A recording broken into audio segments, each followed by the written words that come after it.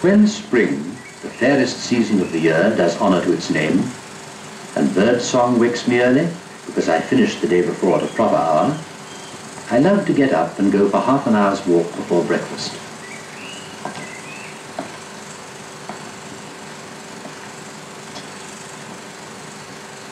Strolling, hatless, in the broad avenue in front of my house, or through the parks beyond, I draw a few breaths of the young morning air and enjoy the clarity of the early hours before I am claimed by the labors of the day.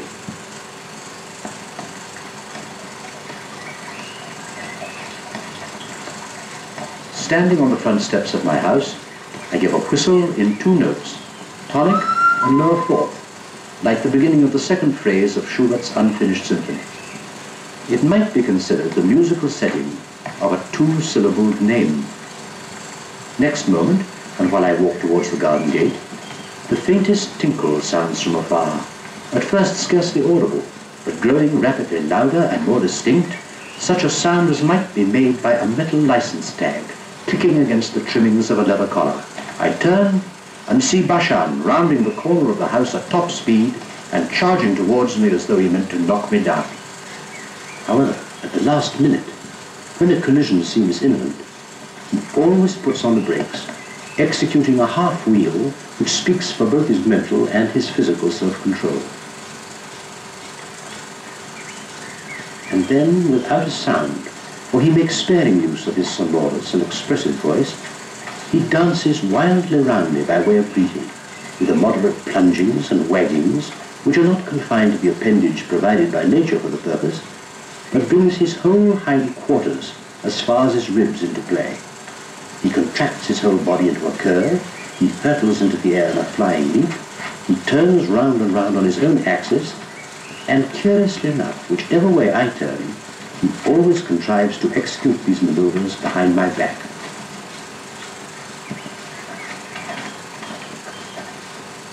But the moment I stoop down and put out my hand, he jumps to my side and stands like a statue, with his shoulder against my shin, in a slantwise posture, his strong paws braced against the ground, his face turned upward so that he looks at me upside down, and his utter immobility, as I pat his shoulder and murmur encouragement, is as concentrated and fiercely passionate as the frenzy before it had been.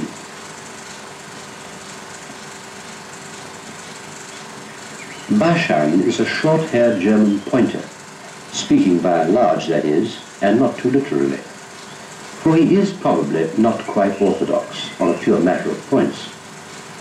In the first place, he is a little too small. He is, I repeat, definitely undersized for a proper pointer. And then his forelegs are not absolutely straight. They have just the suggestion of an outward curve, which also detracts from his qualifications as a blood dog.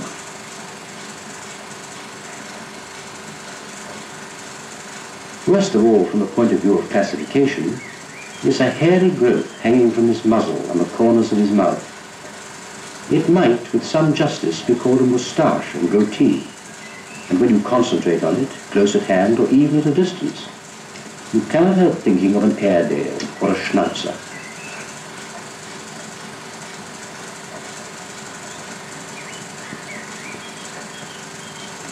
But classifications aside, what a good and good-looking animal Baschan is, as he stands there straining against my knee, gazing up at me with all his devotion in his eyes. And suddenly he thrusts out his head, opening and shutting his lips very fast, and makes a snap at my face as though he meant to bite off my nose. It is a gesture of response to my remarks, and it always makes me recoil with a laugh. So we go out through the garden gate and into the open.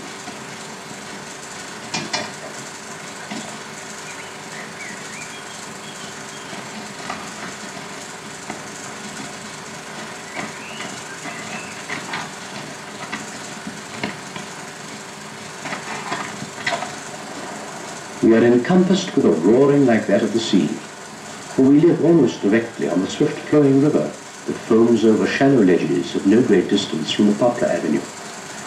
In between lie a fenced-in grass plot planted with maples and a raised pathway. It might be about 7:30 by official time when I set out. By sometime 6:30. With my hands behind my back, I stroll in the tender sunshine down the avenue, cross-hatched by the long shadows of the poplar trees. From where I am, I cannot see the river, but I hear its broad and even flow. The trees whisper gently. Songbirds fill the air with their penetrating chirps and warbles, twitters and trills. From the direction of the sunrise, a plane is flying under the humid blue sky, a rigid mechanical bird with a droning hum that rises and falls as it steers a free course above the river and fields. And Baschan is delighting my eyes with the beautiful long leaps he is making across the low rail of the grass plot on my left, backwards and forwards. It is good to walk like this in the early morning, with senses rejuvenated and spirit cleansed by the night's long healing draught of Lethe.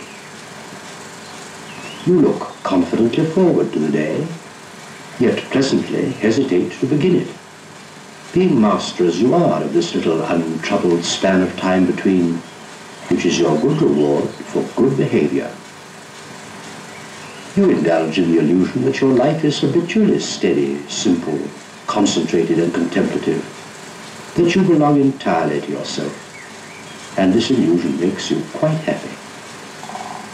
For a human being tends to believe that the mood of the moment, be it troubled or blithe, peaceful or stormy, is the true, native, and permanent tenor of his existence.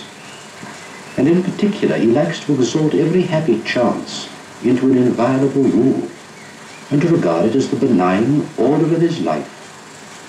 Whereas the truth is, he is condemned to improvisation, and morally lives from hand to mouth all the time.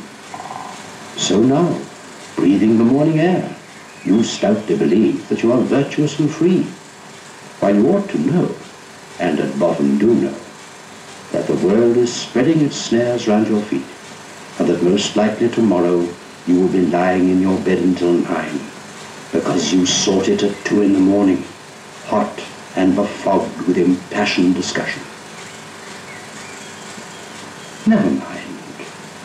Today you, a sober character and early riser, you are the right master for that stout hunter who has just cleared the railings again out of sheer joy in the fact that today you apparently belong to him alone and not to the world.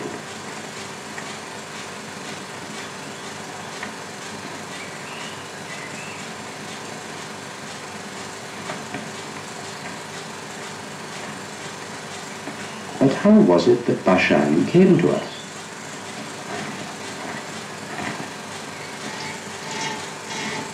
In the neighborhood of Tertz there is a mountain inn, kept by a pleasing, buxom, black-eyed damsel with the assistance of a growing daughter, equally buxom and black-eyed. This damsel it was who acted as go-between in our introduction to Baschan and our subsequent acquisition of him. 2 years ago now, that was. He was 6 months old at the time. Anastasia, for so the damsel was called, knew some time we had been without a guardian. She telephoned from her mountain height to say that she had taken to board a dog that was exactly what we wanted, and that it might be inspected at him.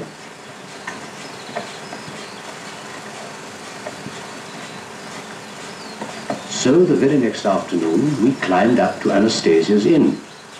For the children, who had come into the world in symmetrically ordered pairs, girl, boy, boy, girl, the excursion itself to the hill was a somewhat festive enterprise. For even though they were always ready to ramble on their own and unaccompanied on the pleasant slopes that surrounded us, children are like dogs in this respect.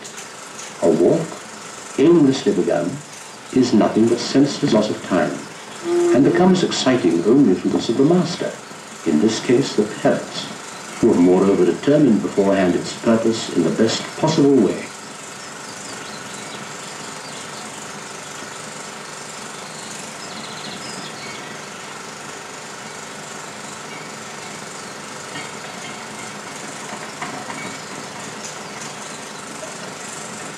We found the damsel in her roomy kitchen, full of warm and succulent steam, preparing her lodger's supper.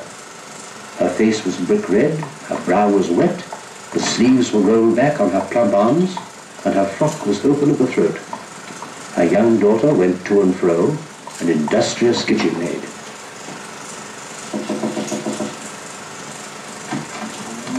They were glad to see us.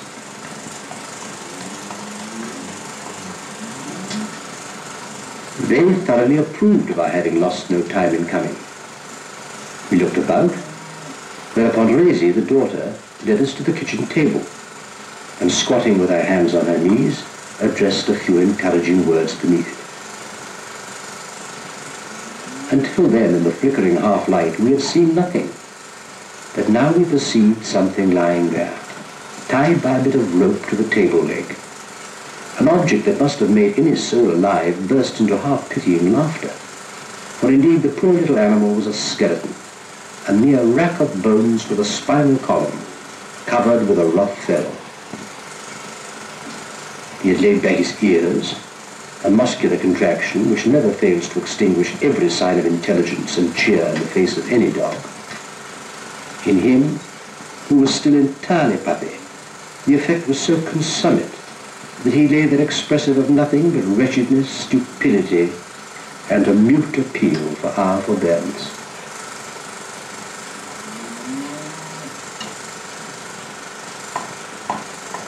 We all stooped down and began to coax and encourage this picture of misery. The children were delighted and sympathetic at once, and their shouts mingled with the voice of Anastasia as, standing by her cooking stove, she began to furnish us with the particulars of her charge's origins and history. He was named provisionally Lux, she said, and was the offspring of irreproachable parents. She had herself known the mother, and of the father she had heard nothing but good. We must not be prejudiced by the figure he cut at the moment. He was upset by his strange surroundings and uncertain of himself, but his good breeding would come out before long. His father and mother were of the best. Yes, but perhaps not quite well matched. On the contrary, that is, they were both of them good stock. He had excellent points. She, Anastasia, could vouch for that. He was not spoiled either. His needs were modest, and that meant a great deal nowadays. In fact, up to now, he had had nothing to eat but potato parings. All this, she said, and a great deal more in the same strain, in her easy, comfortable, voluble way, working the while over her stove, where the flame shot up suddenly now and then as though we were in the witch's kitchen. She even came and opened Lux's jaws with both hands to show us his beautiful teeth, and for some reason or other, the pink grooves in the roof of his mouth. There were more questions and answers, a good deal of warm-hearted urging from Anastasia, prayers and pleas from the children, and on our side a feeble lack of resolution. At last we begged for a little time to think things over. She agreed, and we went thoughtfully valleywwards, exchanging impressions as we went.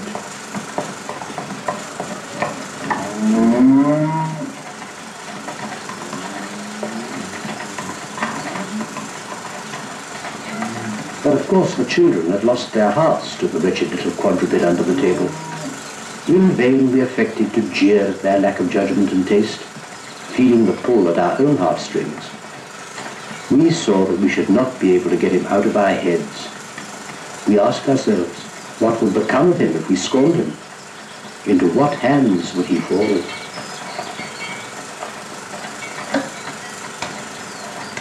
So it was that the third day found us climbing up those same gentle foothills of the Alps.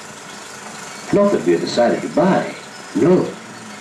We only saw that as things stood, the matter could hardly have any other outcome.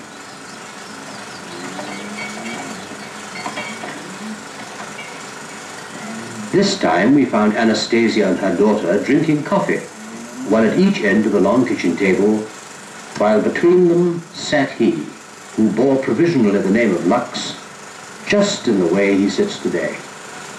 A bunch of wild flowers in his worn leather collar gave him a festive look, like a rustic bridegroom or a village lad in his Sunday best.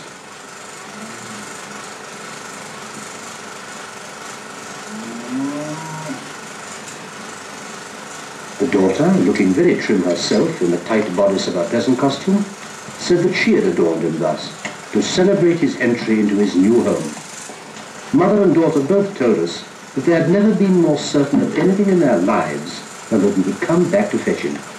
They knew that we would come this very day. So there was nothing more to be said.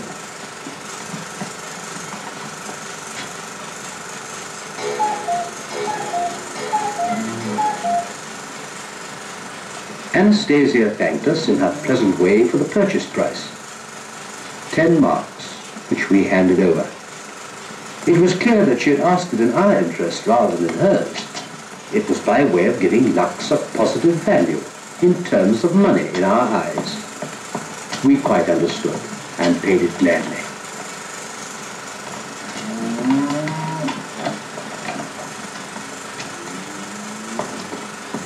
Lux was untied from the table leg and the end of the rope laid in my hand.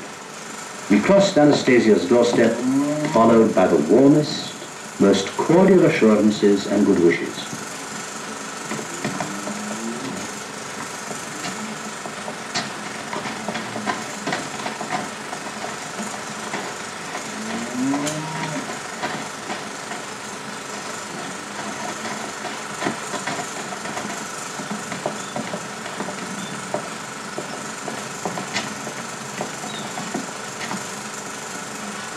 But the homeward way, which it took us an hour to cover, was scarcely a triumphal procession.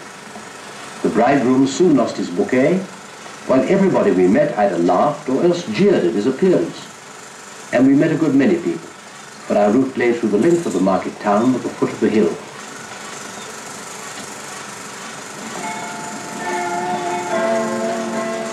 The last straw was that Lux proved to be suffering from an apparently chronic diarrhea, which obliged us to make frequent pauses under the villagers' eyes.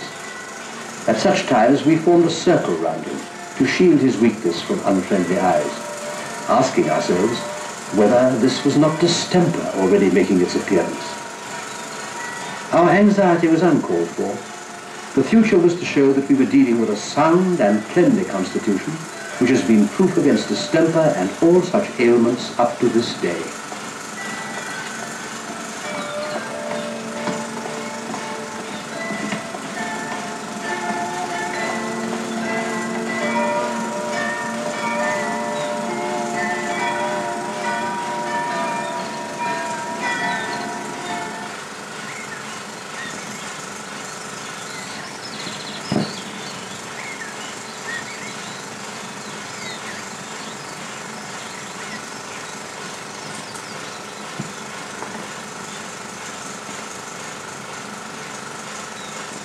A man in the Isar Valley had told me that this kind of dog can become a nuisance by always wanting to be with his master. Thus I was forewarned against taking too personally Baschan's persistent faithfulness to myself, and it was easier for me to discourage it a little and protect myself at need. It is a deep-lying, patriarchal instinct in the dog, which leads him, at least in the more manly outdoor breeds, to recognize and honor in the man of the house and head of the family his absolute master and overlord, protector of the hearth, and to find in the relation of vassalage to him the basis and value of his own existence, whereas his attitude towards the rest of the family is much more independent.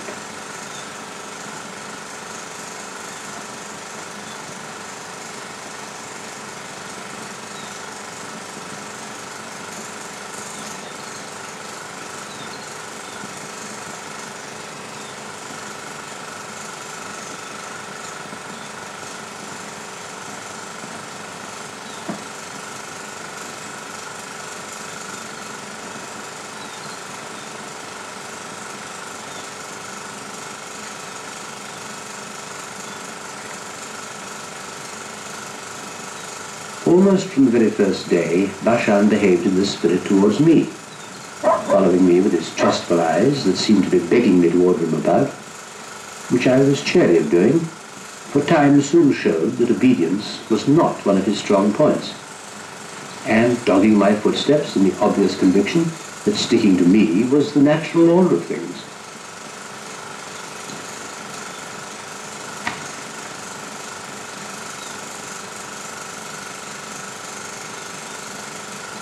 family circle, he always sat at my feet, never by any chance at anyone else's. And when we were walking, if I struck off on a path by myself, he invariably followed me and not the others. He even preceded me, well knowing most of the time what my intentions were, and he took it for granted that I would hasten to tea.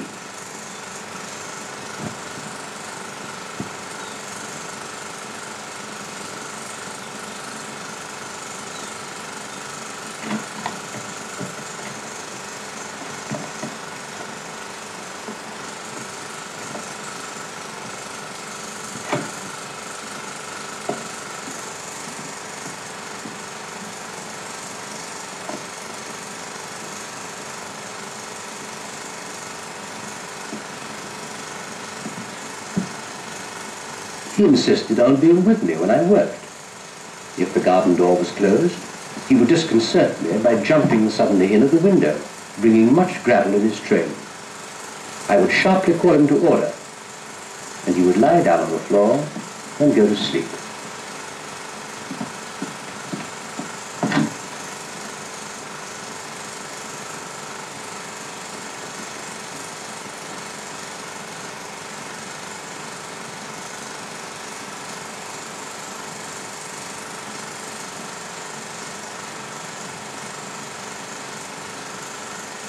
But when he slept, he dreamed, making running motions with all four paws and barking in a subterranean but perfectly audible sort of way.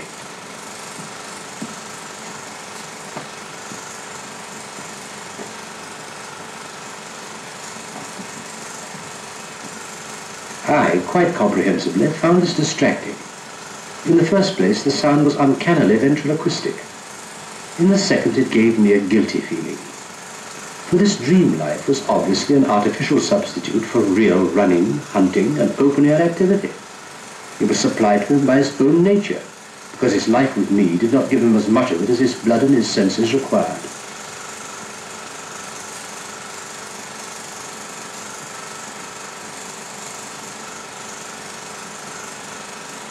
I felt touched, but since there was nothing for it, I was constrained in the name of my higher interests to throw off the incubus, telling myself that Baschan brought altogether too much mud into the room, and also that he damaged the carpet with his claws.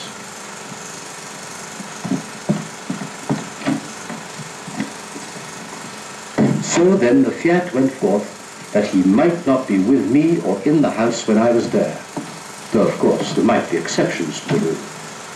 He was quick to understand and submit to the unnatural prohibition as being the inscrutable will of his lord and master.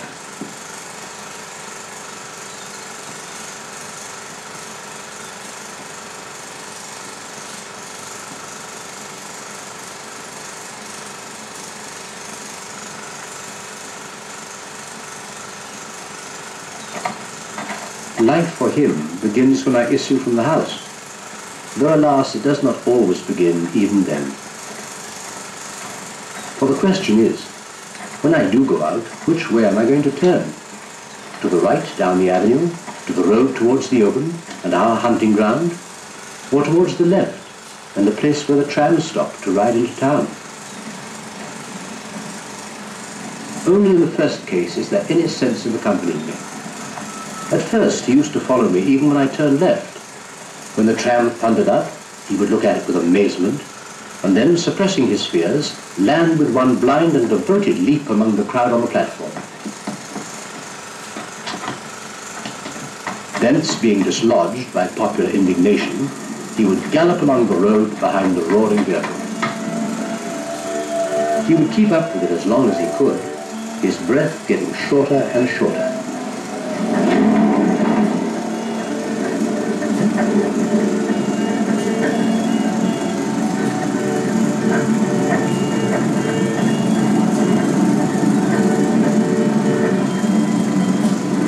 But the city traffic bewildered his rustic brain. He got between people's legs. Strange dogs fell on his flank. He was confused by a volume and variety of smells, the like of which he had never imagined. Irresistibly distracted by house corners, impregnated with lingering ancient scents of old adventures. He would fall behind. Sometimes he would overtake the tram again, sometimes not. Sometimes he overtook the wrong one, which looked just the same, ran blindly in the wrong direction, farther and farther into a strange, mad world. Once he only came home after 2 days' absence, limping and starved to death, and seeking the peace of the last house on the riverbank, found that his lord and master had been sensible enough to get there before him.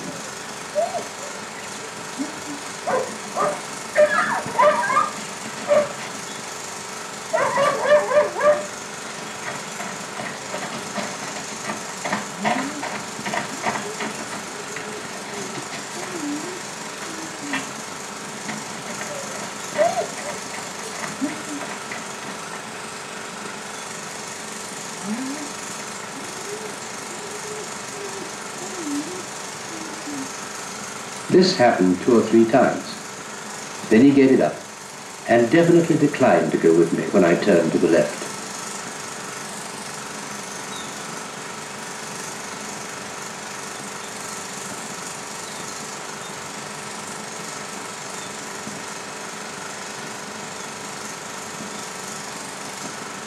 He always knows instantly whether I have chosen the wild or the world, directly I get outside the door. In that moment he divines my intentions. My clothes betray me, the stick I carry, probably even my bearing, my cold and negligent glance. He crouches, lays back his ears, the light goes out of his eyes. The fire I have kindled by my appearance dies down to ashes, and he puts on the guilty look which men and animals alike wear when they are unhappy. Sometimes he cannot believe his eyes, even though they plainly tell him that there is no hope for the chase today. His yearning has been too strong. He refuses to see the signs, the urban walking stick, the careful city clothes. This happens, though not too often.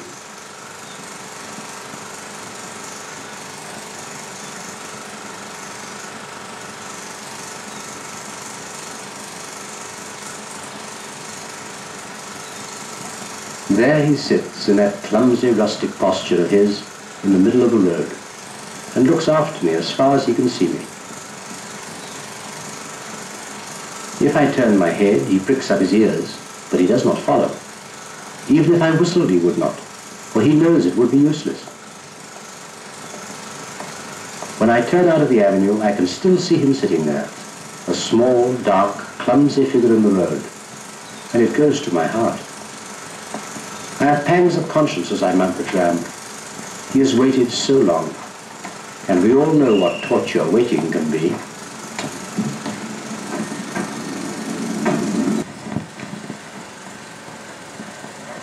I may come back at midnight with the last tram, or losing that and driven to return on foot, my head in a whirl with ideas and wine and smoke, full of roseate views of the world, and of course long past the point of normal fatigue. And then the embodiment of that other, truer, soberer life of mine, my own hearthstone in person, as it were, may come to meet me, not wounded, not reproachful, but on the contrary, giving me joyous welcome and bringing me back to my own. Baschan, I inquire into the blackness.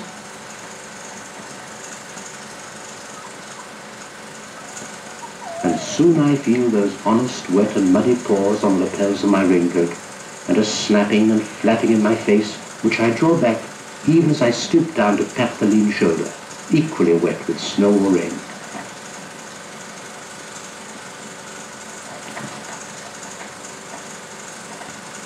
His joy at my final appearance knows no resentment at my faithlessness. I praise him, and as we go home together, I tell him what a fine fellow he is, and promise him, that is to say, not so much him as myself, that tomorrow, no matter what the weather, we two will follow the chase together. And revolving thus, I feel my worldly preoccupations melt away. Sobriety returns. For the image I have conjured up of our hunting ground and the charms of its solitude is linked in my mind with the call to higher, stranger, more obscure concerns of mine.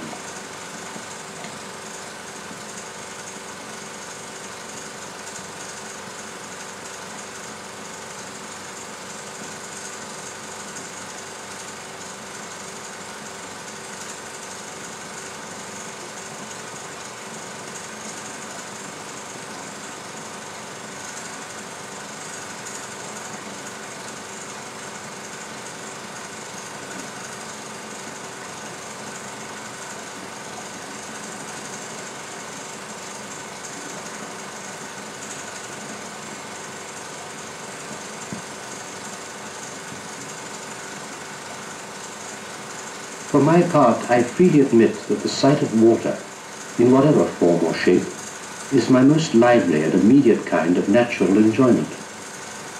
Yes, I would even say that only in contemplation on it do I achieve true self-forgetfulness and feel my own limited individuality merge into the universal.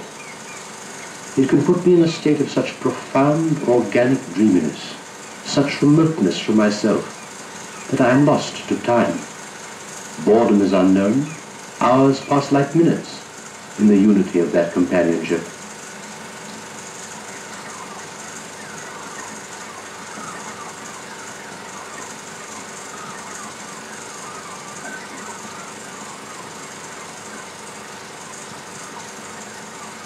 But then I can lean on the rail of a little bridge over a brook and contemplate its currents, its whirlpools, and its steady flow for as long as you like, with no sense or fear of that other flowing within and about me, that swift gliding away of time. Such love of water and understanding of it makes me value the circumstance that the narrow strip of ground where I dwell is enclosed on both sides by water.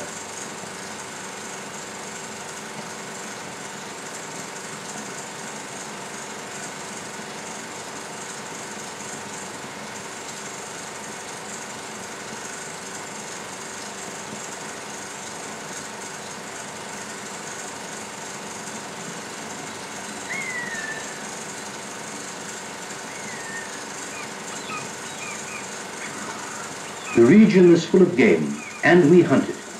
That is, Baschan does, and I live on. Thus we go hunting. Hares, partridges, field mice, moles, ducks, and gulls.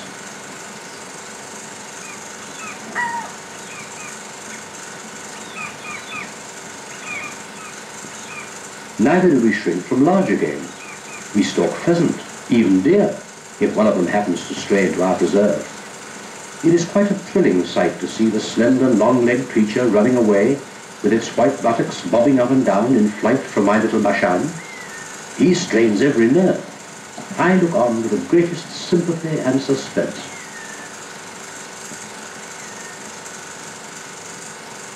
Not that anything could ever come of it. Nothing ever has or ever will. But the lack of concrete results does not affect Baschan's passionate eagerness or mar my own interest at all.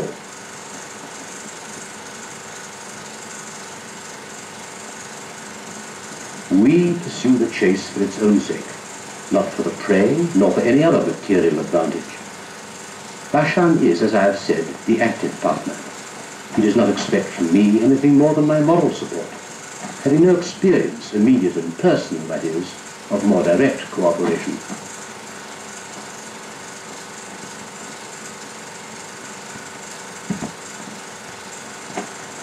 When we get out to follow the chase, it is usually midday, 11:30 or 12.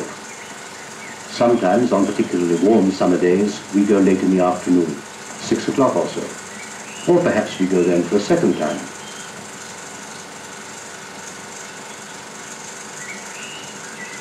But on the afternoon walk, things are very different with me. Not at all as they were on my careless morning stroll. My freshness and serenity have departed long since. I've been struggling and taking thought. I've overcome difficulties. I've had to grit my teeth and tussle with a single detail, while at the same time holding a more extended and complex context firmly in mind, concentrating the powers upon it down to its furthermost ramifications. And my head is tired. It is the chase with Baschan that relieves and distracts me, gives me new life, and puts me back into condition for the rest of the day in which there is still something to be done.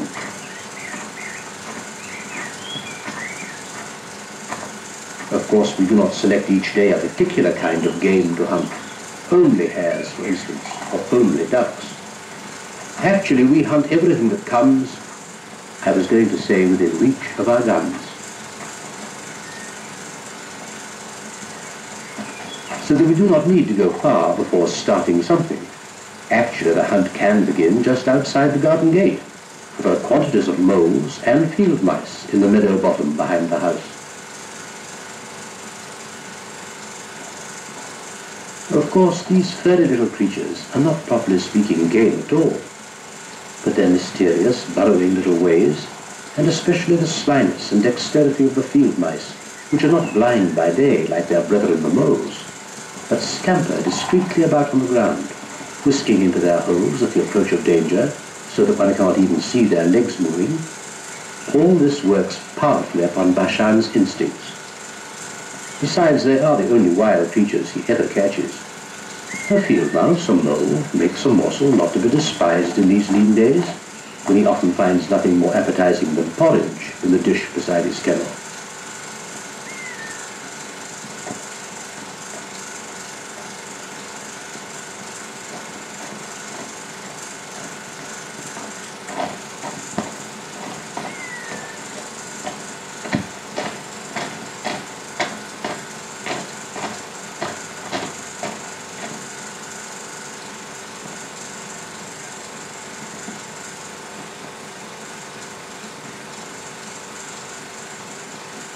Baschan will scarcely open the ball with his usual riotous plunges when I see him capering off to my right.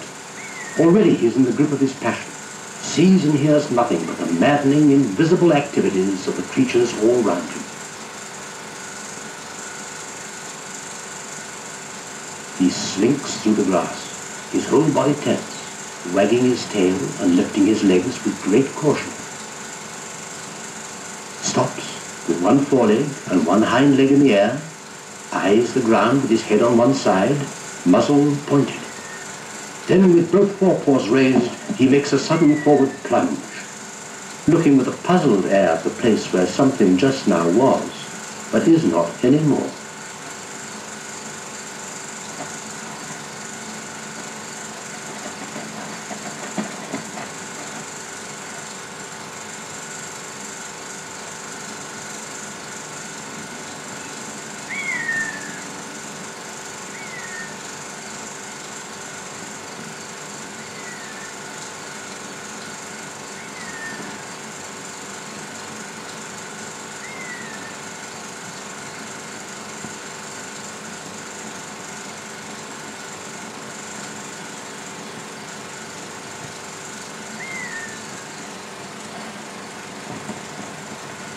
Then he begins to dig.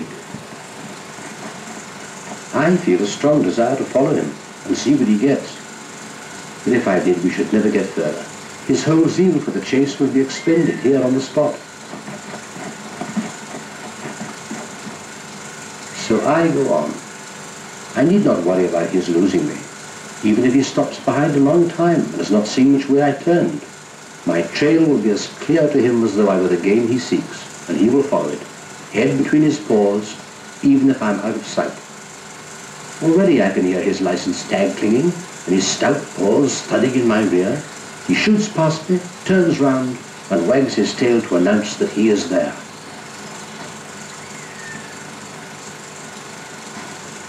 But in the woods, or out on the meadows by the brook, I do stop often and watch him digging for mouse. It is so fascinating to see his passionate concentration. I feel the contagion myself, and cannot help a fervent wish that he may catch something, and I be there to see.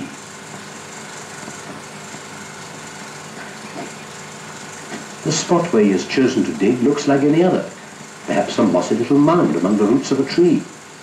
But he has heard and scented something at that spot, perhaps even viewed it as it whisked away. He is convinced that it is there in its burrow underground. He has only to get at it. And he digs away for dear life, oblivious of all else, not angry, but with the professional passion of the sportsman.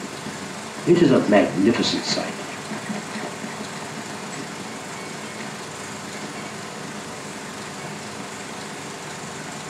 His little body, the ribs showing and muscles playing under the smooth skin, is drawn in at the middle. His hindquarters stand up in the air, the stump of a tail vibrating in quick time. His head with his forepaws is down in the slanting hole he has dug, and he turns his face aside as he plies his iron-shod paws.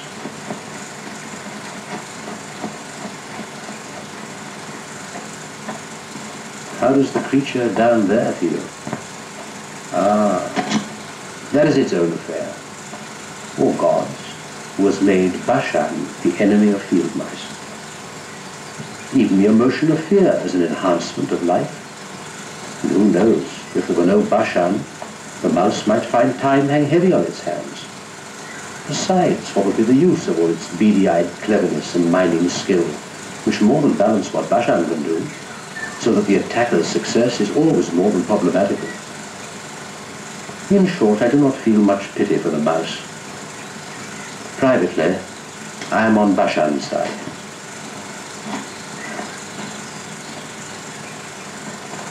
But in nearly every case, all this labour is in vain.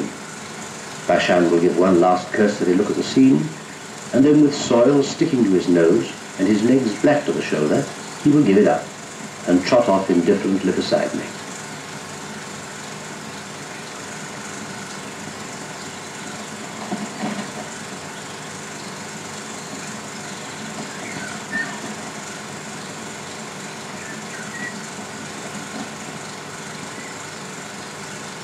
No go, Baschan, I say. Nothing there, I repeat, shaking my head and shrugging my shoulders to make my meaning clear. But he needs no consolation. He is not in the least depressed by his failure. The chase is the thing. The quarry is a minor matter. It was a good effort, he thinks, insofar as he cast his mind back at all to his recent strenuous performance. For already he is bent on a new one, for which there is plenty of opportunity.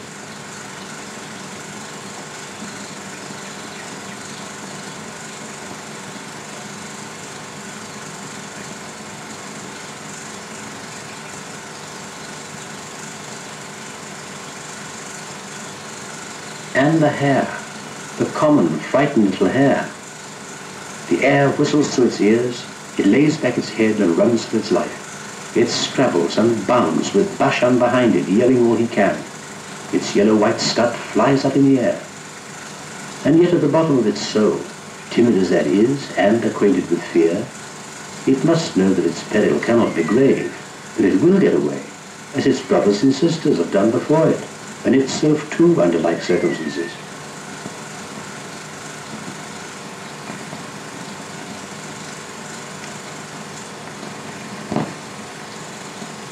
Never in his life has Baschan caught one of them, nor will he ever. The thing is as good as impossible. The hare can double, and Baschan cannot, and that is all there is to it. For the double is the unfailing natural weapon of those born to seek safety in flight. They always have it by them to use the decisive moment. When Baschan's hopes are highest, then they are dashed to the ground, and he is betrayed.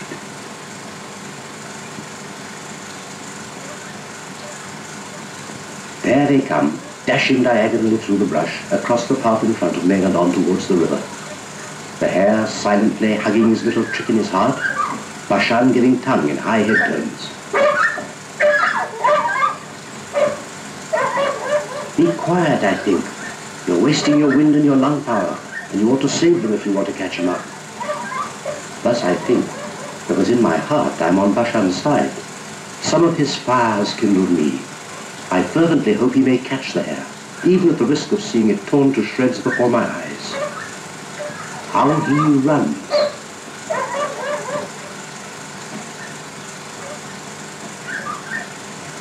It is beautiful to see a creature expending the utmost of its powers.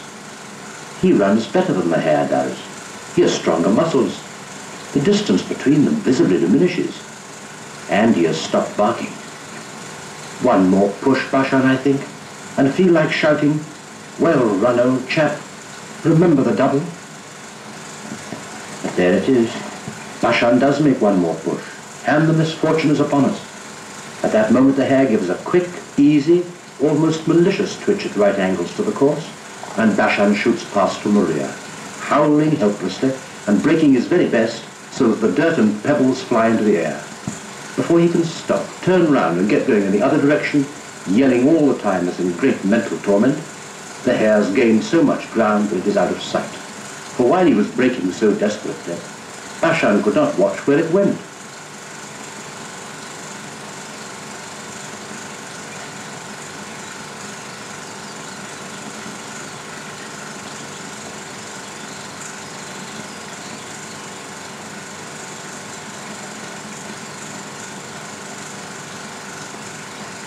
It is no use, I think. It is beautiful but futile, while I go my own way, knowing that he will return.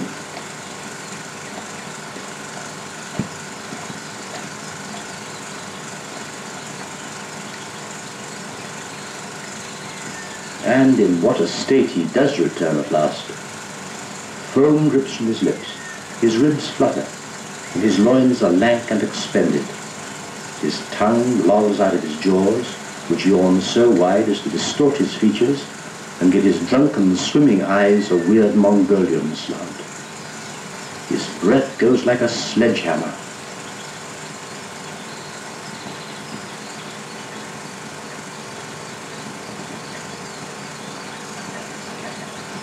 Rest, Baschan, I say, or your lungs will burst. And I wait to give him some time to recover. Where is the Herr, Baschan, I ask? Why don't you bring it to me? He thumps with his tail on the ground when I speak. His sides pump in and out less feverishly. And he gives a rather embarrassed snap. For how can he know that I am mocking him because I feel guilty myself and want to conceal it? That I did not play my part in his enterprise, was not man enough to hold the Herr, as a proper master would have done.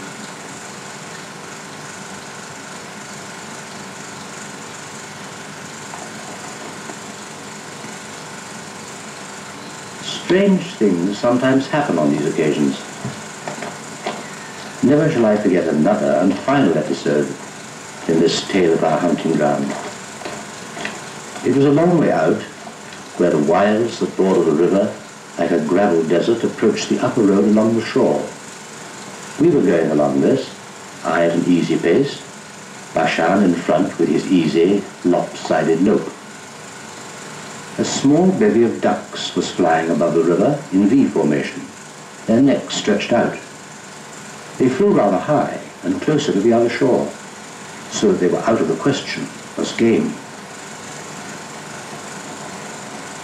Then it happened that opposite to us on the other bank, which like ours was steep here, a man struck out of the bushes, and directly he appeared upon the scene, he took up a position which fixed our attention. Baschan's no less than mine upon him at once. We stopped in our tracks and watched him. He was a fine figure of a man, with drooping moustaches, wearing puttees, a loden hat cocked down over his forehead, wide velvety trousers and jerkin to match, over which hung numerous leather straps, for he had a rucksack slung on his back and a gun over his shoulder. Or rather, he had it over his shoulder, for he no sooner appeared than he took it in his hand, laid his cheek along the butt, and aimed it diagonally upwards at the sky.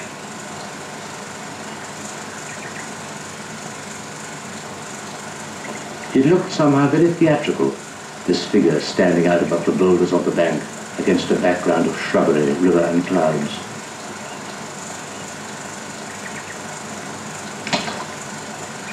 If we could have gazed for only a moment, when the dull sound of the explosion made me start, I had waited for it with such inward tension.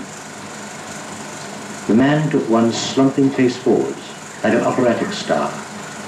Something was going on up there where he was looking, and where we now looked too. There was a great confusion and scattering. The ducks flew in all directions, wildly flapping their wings with a noise like wind in the sails, and attempted gliding down, when suddenly a body fell into the water like a stone near the other shore.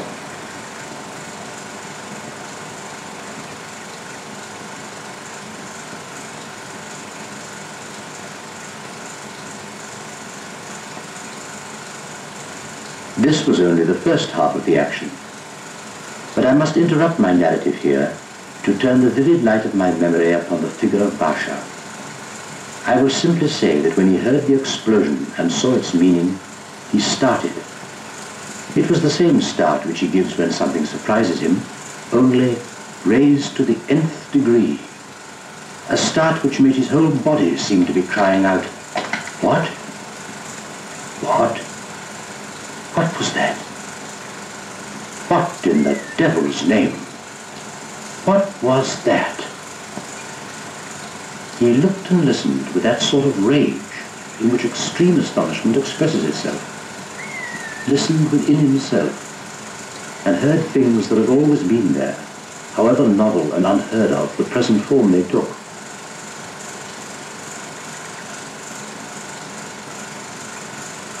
At the moment when the duck's body plopped on the water, Baschan wanted to jump in, but he thought of the current and checked his impulse. Then rather shamefaced, devoted himself to staring, facing the other shore, his ears erected as high as they would go. When I said, "Well, Baschan, shall we go on?" he turned his head only the briefest second, as though saying with some annoyance, "Please don't disturb me," and kept on looking.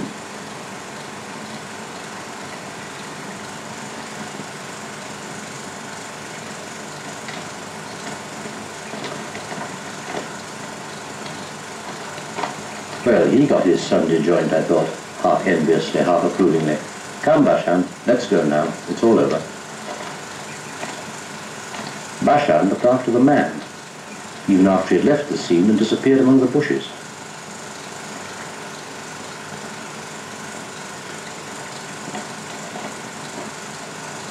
It did not occur to me to ask him twice.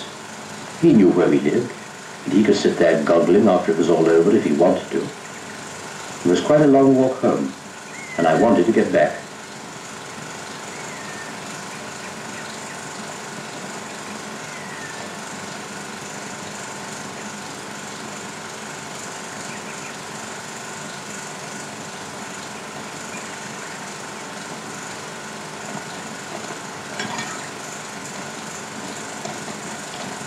So then he came.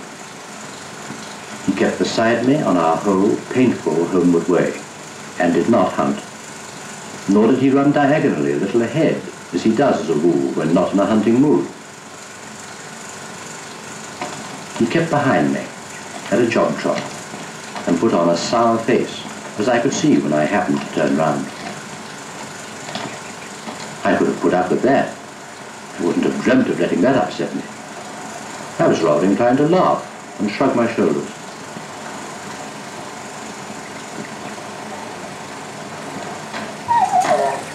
But every 30 or 40 paces, he yawned. And that made me feel bitter. It was that impudent gape of his, expressing the extreme of boredom, accompanied by a throaty little whine which seemed to say, "Fine master I have got. No master at all. Rotten master if you ask me." I'm always sensitive to this insulting whine, but this time it was almost enough to shake our friendship to its foundations.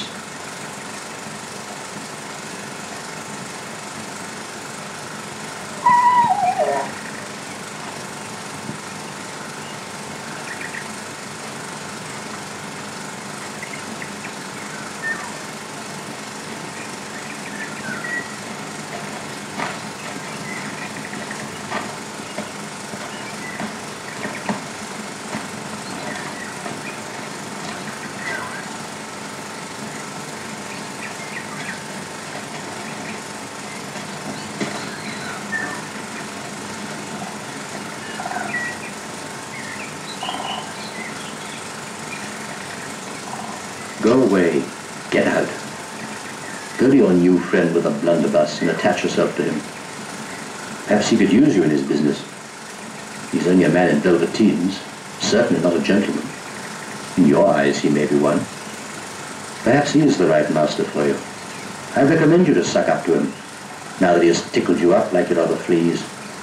Yes, I actually said that. We'll not ask if he has a hunting license, but if you won't both get into trouble someday at your dirty games.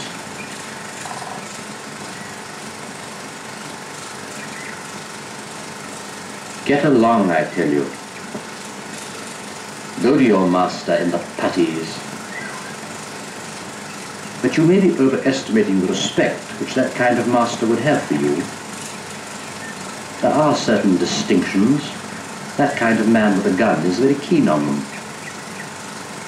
Native advantages, or disadvantages, to make my meaning clearer, troublesome questions of pedigree and breeding, if I must be plain. Not everybody passes these over on grounds of humanity and fine feeling. And if your wonderful master reproaches you with your moustaches the first time you and he have a difference of opinion, then you may remember me and what I am telling you now. With such biting words did I address Baschan as he slunk behind me on our way home. And though I did not utter, but only thought them, I did not care to look as though I were mad, yet I am convinced that he got my meaning perfectly, at least in its main lines.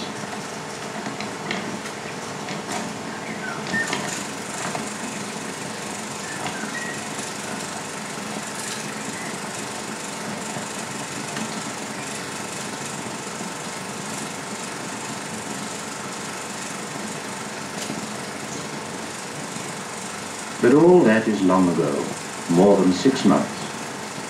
Time and forgetfulness have buried it, and on their alluvial deposit, where all life lives, we too live on. For a few days, Baschan appeared to mope, but long ago he recovered all his joy in the chase, in mice and moles and pheasant, hares and waterfowl.